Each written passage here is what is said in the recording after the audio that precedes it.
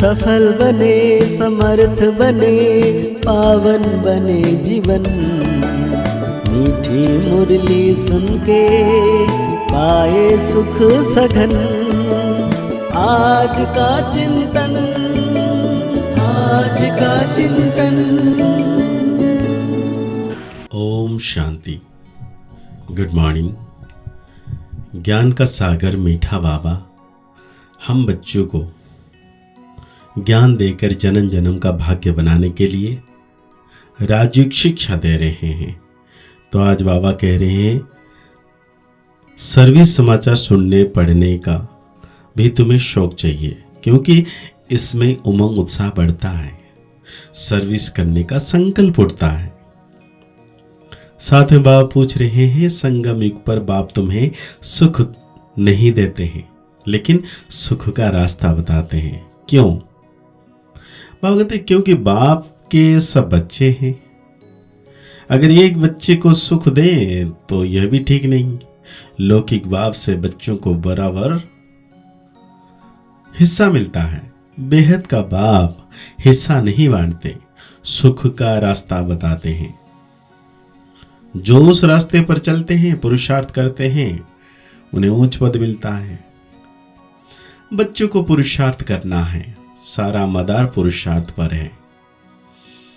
बच्चे जानते हैं बाप मुरली बजाते हैं, मुरली सबके पास जाती है, और जो मुरली पढ़कर सर्विस करते हैं उन्हों का समाचार मैगजीन में आता है। अब जो बच्चे मैगजीन पढ़ते हैं उन्हें सेंटर्स के सर्विस समाचार का मालूम पड़ेगा। फलानी फलानी जगह ऐसे सर्विस हो रही है। जो पढ़ेंगे ही नहीं तो उनको कुछ भी समाचार का मालूम नहीं पड़ेगा और पुरुषार्थ भी नहीं करेंगे। सर्विस का समाचार सुनकर दिल में आता है मैं भी ऐसी सर्विस करूं। मैगजीन से मालूम पड़ता है हमारे भाई बहन कितनी सर्विस करते हैं। यह तो बच्चे समझते हैं जितनी सर्विस उतना ऊंच पद मिलेगा, इसीलिए मैगजीन भी उत्साह दिलाती है सर्विस के लिए। ये कोई फालतू नहीं बनती है। फालतू वो समझते हैं जो खुद पढ़ते नहीं है। कोई कहते हम अक्षर नहीं जानते। अरे रामायण भागवत गीता आदि सुनने के लिए जाते हैं, यह भी सुननी चाहिए, नहीं तो सर्विस का उमंग नहीं बढ़ेगा। तो कहते हैं कल्प के संगम युग पर ही बाप समझाते हैं। जो नहीं समझते हैं वो तो जैसे पत्थर बुद्धि है। तुम भी समझते हो हम तुच्छ बुद्धि थे, फिर उसमें भी परसेंटेज होती है। बाबा बच्चों को समझाते रहते हैं अभी कलयुग है, इसमें अपार दुख है। यह दुख है जो सेंसिबल होंगे वो झट समझ जाएंगे। यह तो ठीक बोलते हैं। तुम भी जानते हो कल हम कितने दुखी थे, अपार दुखों के बीच थे, अभी फिर अपार सुखों के बीच में जा रहे हैं। यह है रावण राज्य कलयुग। यह भी तुम जानते हो। जो जानते हैं लेकिन औरों को नहीं समझाते हैं तो बाबा कहेगा कुछ नहीं जानते हैं। तो जितना हम जानते हैं औरों को बताना चाहिए। बाबा कहते हैं तुम बच्चों में भी नंबरवार है, इतनी पॉइंट्स याद नहीं कर सकते हैं। समझाने समय देह अभिमान आ जाता है।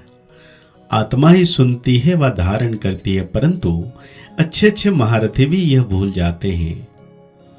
देह अभिमान में आकर बोलने लग पड़ते हैं। ऐसे सबको होता है। बाप तो कहते हैं सब पुरुषार्थी है। ऐसे नहीं कि आत्मा समझ बात करते हैं, नहीं। बाप आत्मा समझ ज्ञान देते हैं, बाकी जो भाई भाई हैं वो पुरुषार्थ कर रहे हैं ऐसी अवस्था में ठहरने का। तो बच्चों को भी समझाना है कलयुग में अपार दुख है, सतयुग में अपार सुख है। अभी संगम युग चल रहा है। बाबा कहते हैं वर्ल्ड की हिस्ट्री ज्योग्राफी रिपीट होती है, तो जरूर जो पार्ट बजाए हैं वही बजाना पड़े। सब धर्म फिर से अपने समय पर आएंगे। समझो क्रिश्चियन अब 100 करोड़ हैं, फिर इतने ही पाठ बजाने आएंगे। ना आत्मा विनाश होती, ना उनका पाठ का भी विनाश हो सकता है। यह समझने की बातें हैं। जो समझते हैं तो समझाएंगे भी जरूर। धन दिए धन ना खोटे, धारणा होती रहेगी, औरों को भी साहूकार बनाते रहेंगे, लेकिन तकदीर में नहीं है तो फिर अपने को भी बेबस समझते हैं। टीचर कहेंगे तुम बोल नहीं सकते तो तुम्हारी तकदीर में पाए पैसे का पद है। तकदीर में नहीं तो तदबीर क्या कर सकते हैं। यह है बेहद की पाठशाला। हर एक टीचर की सब्जेक्ट अपनी होती है। बाप को पढ़ाने का तरीका बाप ही जाने और तुम बच्चे जानो, और कोई जान नहीं सकता। तुम बच्चे कितनी कोशिश करते हो तो भी जब कोई समझे बुद्धि में बैठता ही नहीं। फिर बाबा कहते तुम समझते हो इस जन्म में जो पाप किए हैं उनको तो सबका पता है, बाकी आगे जन्मों में क्या क्या है वो तो याद नहीं। पाप किए जरूर है। जो पुण्य आत्मा थे वही फिर पाप आत्मा बनते हैं। हिसाब किताब बाप बैठ समझाते हैं। बहुत बच्चे हैं भूल जाते हैं, पढ़ते नहीं हैं। अगर पढ़ें तो जरूर पढ़ाएं भी।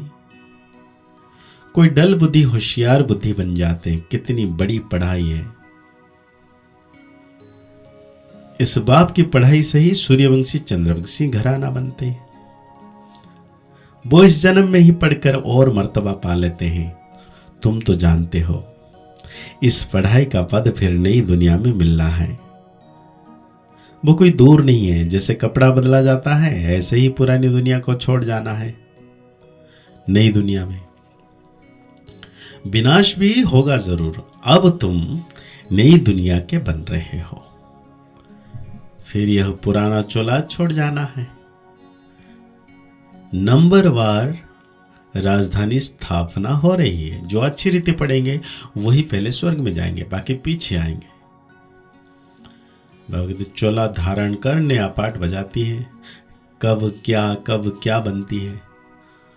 आत्मा संस्कार ले जाती है, फिर कब क्या बनती है। ज्ञान बाहर में जरा भी किसी के पास नहीं है। बाप जब आकर पढ़ाएं तब ज्ञान मिले। कहते हैं वो लोग तो तुम्हें बोलने का टाइम बहुत थोड़ा देते हैं। 2 मिनट देवे तो भी समझाओ। सतयुग में अपार सुख थे जो बाप देते हैं। रावण से अपार दुख मिलते हैं। अब बाप कहते हैं काम पर जीत पहनो तो जगत जीत बनेंगे। इस ज्ञान का विनाश नहीं होता है। थोड़ा भी सुनो तो स्वर्ग में आएंगे। प्रजा तो बहुत बनती है। कहां राजा कहां रंग, हर एक की बुद्धि अपनी अपनी है। जो समझ कर औरों को समझाते हैं वही अच्छा पद पाते हैं। यह स्कूल भी मोस्ट अनकॉमन है। भगवान आकर पढ़ाते हैं। श्री कृष्ण तो फिर भी दैवी गुण वाला देवता है। बाप कहते हैं मैं दैवी गुणों और आसुरी गुणों से न्यारा हूं। मैं तुम्हारा बाप आता हूं पढ़ाने। रूहानी नॉलेज सुप्रीम रूह ही देता है। गीता का ज्ञान कोई देहधारी मनुष्य व देवता ने नहीं दिया। विष्णु देवता नमः कहते हैं तो कृष्ण कौन। देवता कृष्ण ही विष्णु है यह कोई जानते नहीं। तुम्हारे में भी भूल जाते हैं। तो आज बाबा हम बच्चों को धारणा के लिए कहते हैं किसी भी बात में बेवश नहीं होना है। स्वयं में ज्ञान को धारण कर दान करना है। औरों को भी तकदीर जगानी है। किसी से भी बात करते समय स्वयं को आत्मा समझ बात करनी है। जरा भी देह अभिमान में ना आए। बाप से जो अपार सुख मिले हैं वो दूसरों को बांटने हैं। तो आज बाबा हम बच्चों को वरदान दे रहे हैं दिल और दिमाग दोनों के बैलेंस से सेवा करने वाले सदा सफलता मूर्त भव। कई बार बच्चे सेवा में सिर्फ दिमाग यूज करते हैं, लेकिन दिल और दिमाग दोनों को मिलाकर सेवा करो तो सेवा में सफलता मूर्त बन जाएंगे।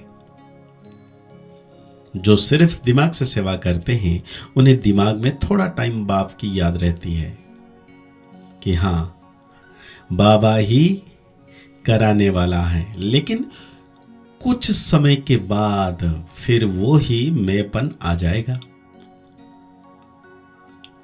और जो दिल से करते हैं उनके दिल में बाबा की याद सदा रहती है। फल मिलता ही है दिल से सेवा करने का, और यदि दोनों का बैलेंस है तो सदा सफलता है। तो आज बाबा हम बच्चों को स्लोगन दे रहे हैं, बेहद में रहो तो हद की बातें स्वतः ही समाप्त हो जाएंगी। तो आज के मुरली के अनुसार हम सो मान लेंगे, मैं संपूर्ण सफलता मूर्त आत्मा हूं। मुरली को और गहरी रीति से चिंतन करते हुए निरंतर पवित्रता के सागर सर्वशक्तिवान मीठे बाबा की याद में रहना है कि बाबा सदा मेरे साथ है। मुस्कुराते रहिए, आगे बढ़ते रहिए, पुरुषार्थ करते रहिए, खुश रहिए, स्वस्थ रहिए, मस्त रहिए। ओम शांति, ओम शांति, ओम शांति।